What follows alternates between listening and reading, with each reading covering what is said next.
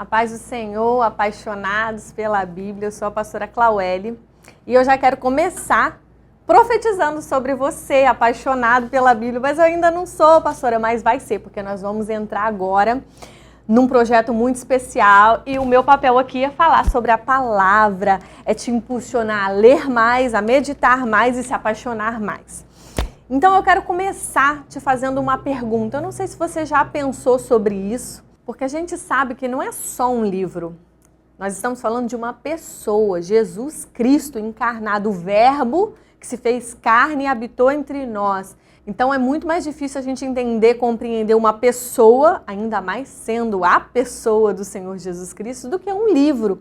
Por isso esse livro, a Bíblia, é tão importante e tão profundo. Então você já pensou, como esse livro, que é o livro mais lido, mais vendido e mais amado, chegou até nós? Como eu posso saber que ele não foi traduzido de uma forma errada? Como eu posso aceitar que ele não foi mudado, transformado, que as pessoas não tiraram, colocado? Como é que eu posso saber que ele chegou para nós intacto da maneira que Deus queria e que Deus trouxe essa revelação de uma forma tão incrível e tão maravilhosa? Por que nós devemos acreditar nesse livro, confiar, ter ele como uma forma prática para nós, ser um livro prático, porque também a Bíblia é prática, tem ensinamentos práticos, tem a forma de fazer as coisas, né? O que fazer e o que não fazer. Como que a gente entende isso? Como que a gente chega no ponto de falar, não é a verdade, eu quero me aprofundar, eu quero viver as santas palavras de Deus, eu quero aprender tudo e aproveitar e absorver tudo que ela tem para mim, sem dúvidas. Nós vamos ver um pouquinho sobre isso hoje. E que livro maravilhoso é esse? Eu já falei aqui, né? É o mais vendido, é o mais lido, é o mais amado. E ele nem entra na lista dos livros mais vendidos, dos best-sellers, porque não tem jeito, não tem como, senão todo ano ganharia assim, disparado, né? Olha, de 1816 a 1975, a Sociedade Bíblica Inglesa calculou que já haviam sido vendidos mais de 2,5 bilhões de exemplares. Isso sem contar os que são vendidos de forma escondida, né? Porque tem países que ainda não aceitam, tem países que ainda não recebem a Bíblia, porque infelizmente a Coca-Cola ainda entra em mais países do que a Bíblia. Então a Bíblia está traduzida para mais de 2.500 línguas, mais de 2.500 idiomas.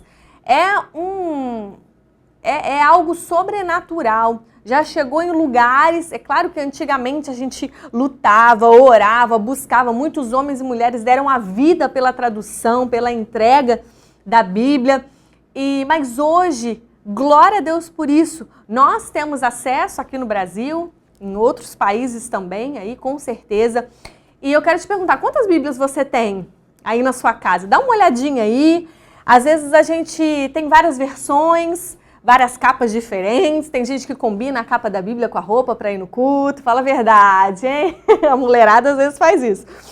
E muitas vezes a gente tem, mas a gente não valoriza, a gente não lê, a gente não pesquisa, a gente não aprofunda. Fica lá, é algo que a gente acha que é importante, que a gente vê como algo importante, é a palavra de Deus, mas não sabe nem como ela chegou até nós, não sabe nem o porquê das traduções, o porquê dessas diferenças de traduções, e nós também vamos ver sobre isso aqui. Eu quero desvendar alguns mistérios, eu quero trazer algumas revelações para você, e eu quero que você se desperte aí, em nome de Jesus, para esse estudo, para se aprofundar na palavra de Deus. Antes da gente entrar na história, no contexto, eu quero falar com você sobre fé. É muito importante que a gente, como cristão, e como apaixonados pelo Senhor, servos do Senhor, entenda que sem fé é impossível agradar a Deus. A fé, ela é a base para que a gente creia, para que a gente acredite e para que a gente estude a Bíblia. Por mais que eu te dê aqui as informações da história, da cultura, do processo, dos procedimentos, dos escritores, dos autores, por mais que eu te encha de informações aqui, Se você não tiver fé em Deus e fé na palavra, fé no que Deus deixou para nós, é impossível. Não vai ter como você acreditar, você vai continuar cheio de dúvidas. E dúvidas sempre vai haver, mas pior, você vai continuar questionando ou querendo questionar Deus. Mas tem isso, tem aquilo. Sempre vai ficar alguma coisinha, porque, como eu falei, é um livro muito antigo, é um livro escrito por muitas pessoas diferentes, em épocas diferentes, em momentos diferentes, e é um milagre ela ter chegado até nós. E nesse milagre nós precisamos acreditar com muita fé. Olha, a palavra de Deus diz, o justo viverá pela fé. Em alguns textos, mas o primeiro texto está em Abacuque 2, verso 4. E algo interessante, é a primeira vez e única vez que a palavra fé aparece no Antigo Testamento. A gente vê o Antigo Testamento falando sobre crer, né? Abraão creu, isso lhe foi imputado por justiça.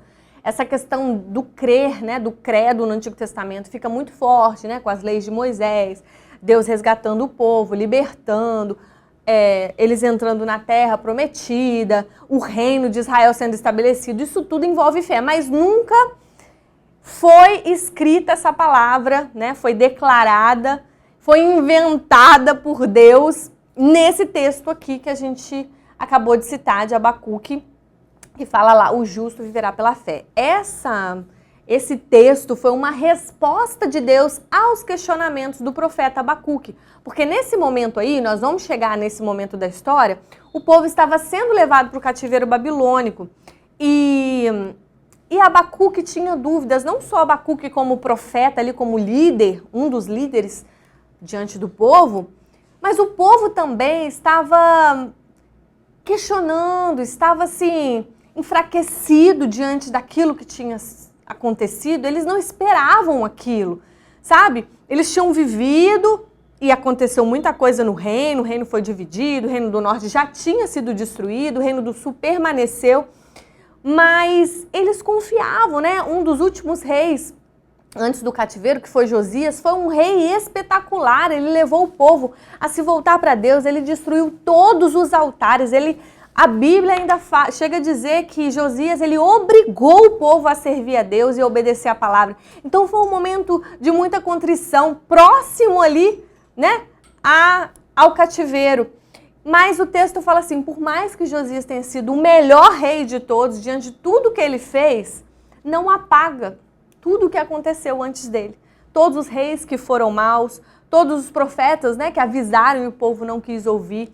E aí, nesse momento, quando acontece isso, acho que a expectativa do povo era, tá, a Babilônia tá vindo, o profeta Jeremias está avisando que nós vamos ser levados cativo, mas nós confiamos em Deus, aquele negócio da fé, né? Mas a fé fora, contrária ao que Deus já tinha falado. Isso não é fé, é pensamento positivo. Então, o que eu quero gerar em você essa fé no que a palavra de Deus diz. E eles estavam assim, e agora? Aconteceu o que a gente mais temia, aconteceu o que a gente achava que nunca iria acontecer. O que nós vamos fazer? Como que Deus deixa isso acontecer com o povo dele, o povo escolhido? Poxa, ele escolheu, ele protegeu, ele libertou, ele levantou reis, ele livrou de tantas coisas, ele foi fiel, ele instruiu, e agora levanta uma nação, porque o próprio Deus diz, eu levantei a Babilônia para isso. E eles vendo tudo acontecer, Abacuque, onde o Senhor está? Por que que isso está acontecendo? Por quê? E ele questiona várias vezes o porquê daquilo que era o questionamento do povo. E Deus responde com esse texto de Abacuque, capítulo 2, verso 4. O justo viverá pela fé. Que resposta difícil, né? De interpretar, de entender. E depois, no Novo Testamento, Paulo registra novamente essa resposta, essa palavra. E aos Hebreus, o autor aos Hebreus também confirma e registra essa mesma resposta de Deus, o justo viverá pela fé. E ali ele começou a entender um pouco, que era o que ele tinha que passar para o povo. Olha, nós precisamos viver pela fé, e viver pela fé é compreender e aceitar a vontade de Deus. Viver pela fé não é só achar, eu tenho fé, então tudo de bom vai acontecer na minha vida. Eu tenho fé e eu tenho um pensamento positivo de que nada vai me abalar, de que nada... Não, eu tenho fé e eu sei que pode cair 1000 de um lado, 10.000 na minha direita e eu não vou ser atingido por dentro, eu posso ser atingido por fora. Eu posso ser lançado na cova dos leões, eu posso ser lançado na fornalha de fogo, como Sadraque, Mesaque e Abednego, mas... o Senhor vai estar comigo. Isso é fé, sabe? Não é que, não vai acontecer nada comigo. Então a resposta de Deus foi essa, o justo vive pela fé. E depois, quando a gente vê Paulo falando da armadura, lá em Efésios 6, a gente entende um pouco melhor essa afirmação. Porque ele fala da armadura e ele fala dessas duas partes que está no livro de Abacuque, que é a fé, como a espada, e o justo, a justiça, né? Como a couraça da justiça. E a gente consegue visualizar. Visualiza aí você. Visualiza você aí na sua casa, onde você estiver, ou escutando, ou vendo essa palavra, assistindo. Visualiza aí a couraça da justiça, essa proteção e essa justiça que vem de Jesus para mim e para você, que é algo que não depende de nós, que não foi você que conquistou, mas Jesus conquistou na cruz essa justiça por nós mesmos, a nossa justiça como um trapo de imundície. E esse trapo de imundície aí tem dois contextos, vamos dizer assim, duas explicações, né? Alguns pensam que era o trapo, que era o pano usado pelas mulheres no período de menstruação, e alguns pensam que também pode ser os trapos ou os panos usados para tampar as feridas da lepra. E seja um ou seja outro, é coisa imunda, é coisa muito podre, né, fedida.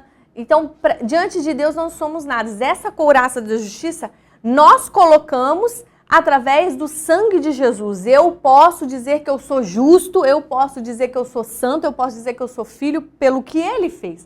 E nós temos também a espada do Espírito, que é a palavra. Então, visualiza aí, você com a couraça, você com a espada e você com o escudo da fé.